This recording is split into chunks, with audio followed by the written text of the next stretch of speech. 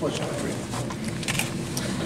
someone described LSU as an athletic nightmare. How accurate of a statement is that? I'd say that's true. You know, I think they're the most athletic team we've played and the biggest team we've played.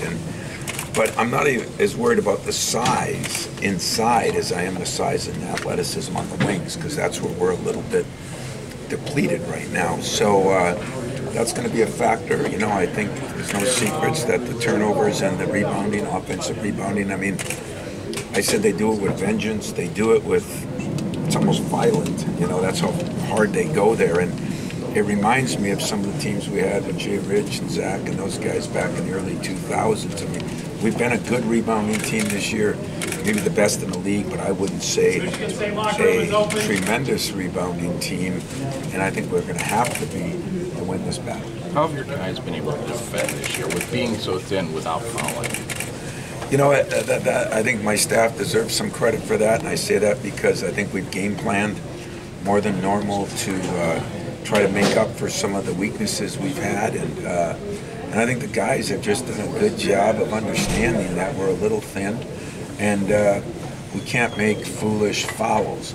I wish they'd see that same thing about foolish turnovers, you know. So we've done it in one end, and we got to do it in both. Although the last 10 games, you know, we've averaged about 12 turnovers a game, and that includes the 22. So we were making some progress. It's just that last week, 6 charges, I think, doesn't help. But we have done a good job defending. When you look at our stats, I mean, we're the best in the league by more than a little bit.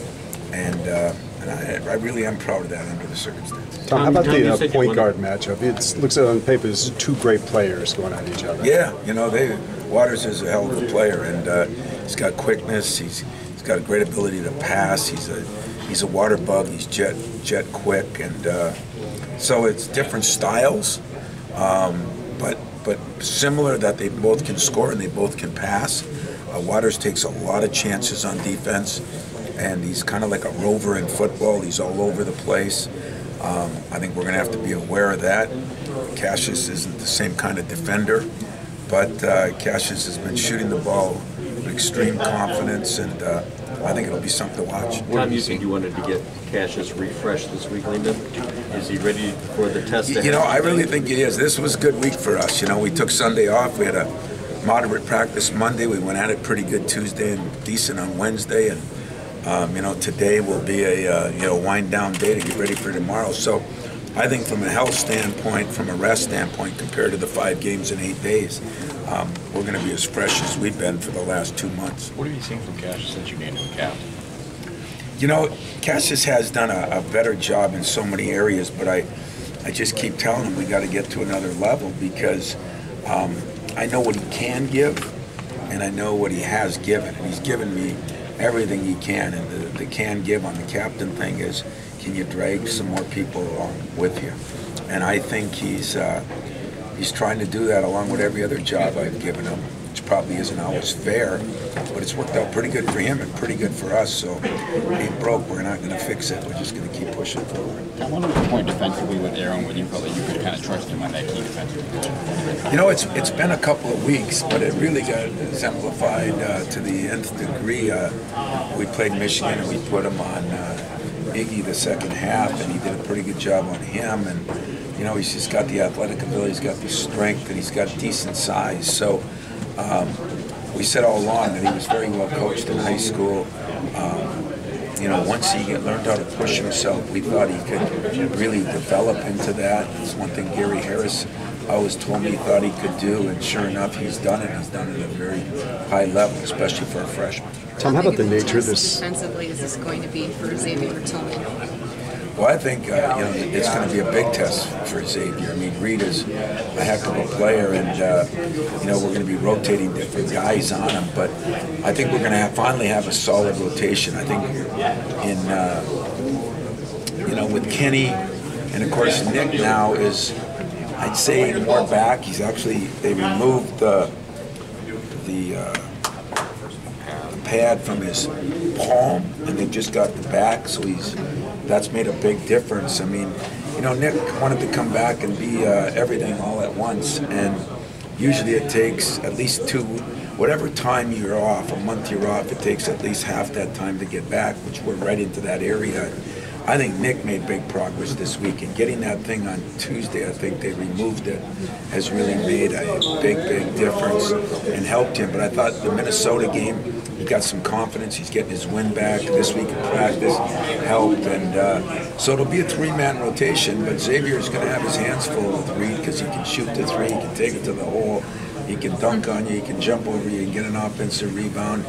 If I keep talking about it, I'm going to get nauseous and I won't be able to practice. Tom, how about the mental side of this thing? You win that first weekend, you feel good, then you got to throttle it all right back up. Yeah, you know, one thing good about this team is we've done that all year, you know.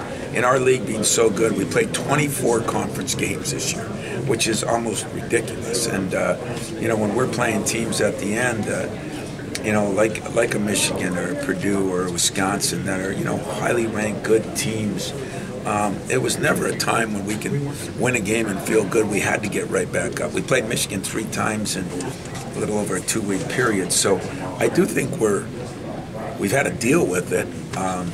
We've actually had the longest period of time off for this one, but it is one of our biggest challenges because their strength, the turnovers, is creating on this one. The offensive rebounding, it's not our weakness, but it's going to challenge our depth, especially on the perimeter.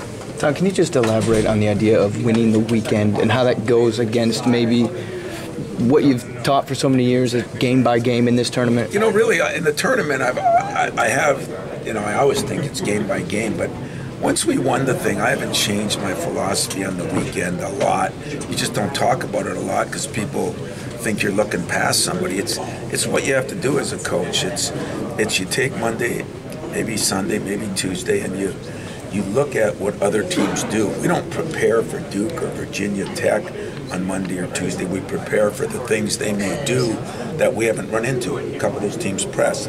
Someone plays zone. So we kind of prepare for everybody on those days. Then, you know, Wednesday, Thursday really home in on the task at hand. So it's been part of our culture. So nobody's looking past anything. I think it's a positive, you know, that's the goal. The goal is if you don't win the weekend, you don't advance.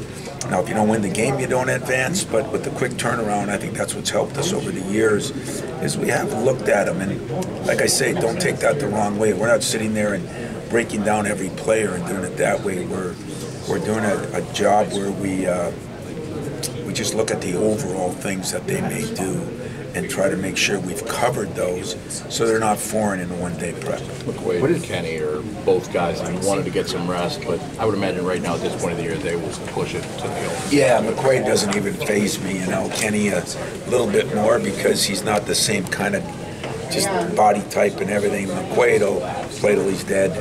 I'm not worried about McQuaid. And Kenny, you know, the one advantage to TV in these situations is you do get more timeouts or you get longer timeouts. And a great conditioned guy isn't that he won't get tired, it's that he recovers faster. With the long TV timeouts, we get a chance to recover faster. What has Josh Langford meant, even though he hasn't been able to play? What has he been able to do for you guys? know what? Those two guys, him and Kyle Ahrens, but Josh, because it's been such a long period of time, he is our captain. And you know what? He's acted like a captain. A captain never looks at just himself, he looks at his teammates. And Josh, I can't imagine how frustrating it must be. I mean, I told you, he's one of the few players on my team. Everybody loves the game on this team, but only a few live it. He was one of the guys that live it. And to take that away from him is taking part of his life away. And the way he's handled it and tried to maintain not only a leader, helping Nick through his tough time when he was injured, helping others, helping Kyle. Josh Langford, you know, was maybe our best player, or one of, and he is definitely our best leader. And so losing him was a lot, but he's at least taking on some of those responsibilities and hasn't let him go, even when he's limping around on a bike at first. Now he actually can walk around in a boot. He's out there shooting free throws. I might put him in if we get a technical to shoot a free throw. He makes them. You guys have dealt with LSU coaching staff comparing Cassius to Kemba Walker. They said that's the comparison they're going with. Obviously, I know you know Kimber well, you remember him here. So when you look at what type of point guard battle this can be, you know, does this remind you of some of those old classics in NCAA? Yeah, it does. You know, I think Waters is really good. I think Cassius is really good. I think Cassius does have maybe not quite the quickness of Kimba, but that stop and go hesitation, can shoot it from deep, can get to the rack.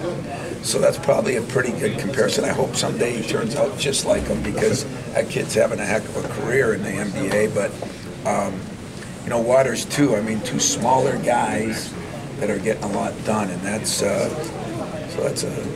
I hope he lives up to that comparison. Tom, Cassius is so even keeled, it seems to us. But in a matchup like this, do you see? Does he? I think he's. We never more of a quiet assassin. Yeah, I don't either. Right. You know, sometimes that frustrates me, as you know, because, you know, you want to see passion in a guy, but he has his own style. It's taken me a while to learn that style too. But do I think that he's excited about this? 100%. You know, do I think he's looking forward to it? 100%. Do I think he's ready for the challenge? 100%. You know, and he just has a different way of showing us all, and yet, on my team, that might be good because I show the emotion the other way. So I think he keeps a complete balance between the coach and the players, and that's what makes him so special. I was going to ask you how he's different maybe than some of the other guys that have led you deep into the tournament. Yeah, he is different, you know. He's probably better in some ways because he can score it and he can pass it.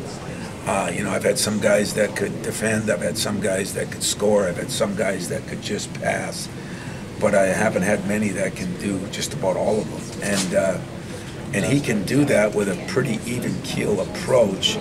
And yet, when I sit there in a huddle and say, okay, you know, it's your time, you know, please, and he answers the bell, you know, and he's done it on numerous occasions now, and so I might ask him a little earlier this week. What about you, Tom? Are you walking with a little more March swagger this week? No more swagger. I mean, listen, I'm happy we're back in the Sweet 16, but I understand why we weren't. I mean, I really do. I mean, there were extenuating circumstances in a couple of years, and there's been better teams and better programs than Michigan State that has missed one here and missed one there. And but I feel good because this team has probably surpassed where I thought we'd be under the circumstances, if I was to be honest with you. And that's always a good feeling because that means you're really connected. And they are really connected, and that's pretty cool. Well, you see what adversity can do to a team with the Spartans. LSU kind of dealing with the same effects. How some teams crumble under it. What is it about maybe the Tigers and the Spartans that makes adversity they're facing, makes them so dangerous? Well, I think you rally behind certain things, whether it's their coach that they're rallying behind or their situation or our injuries and, you know, what we've been through. But, you know, it's kind of early yet, too. I mean, you know, the real teams now, this is where it really starts. This is where it gets more intense. This is where there's more pressure. So we'll see how we all handle that. But I just like the approach we've taken, the way they've practiced, what they've given me.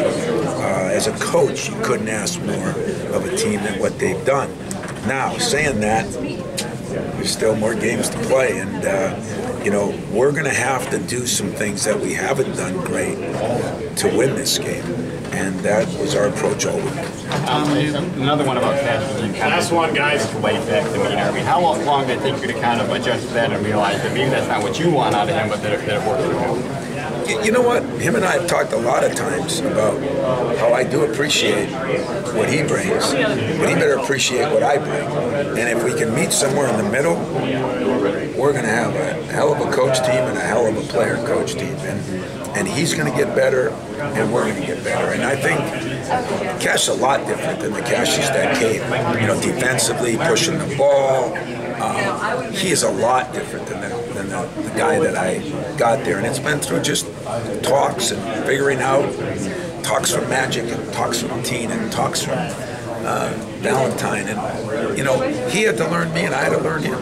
And in some ways we're on opposite ends of the pole as far as our outward passion. But what I've learned to appreciate is his inward passion. And he's been very good at that. when you talk about Aaron Hunter and Aaron becoming a better defender, obviously he's a great athlete, but how much of that improvement you think is just a young guy getting to know what the scouting report, what it takes to scout on this level? Aaron, the issue with Aaron coming in was, could he play at a high level for a sustained period of time? Because he kind of coasted in high school and coasted in things, and that's all he really needed to get, because he has the brain, he's a very intelligent kid, he has the basketball brain, came from a very good high school program, so he was well coached. They would just, you know, can the fire stay lit?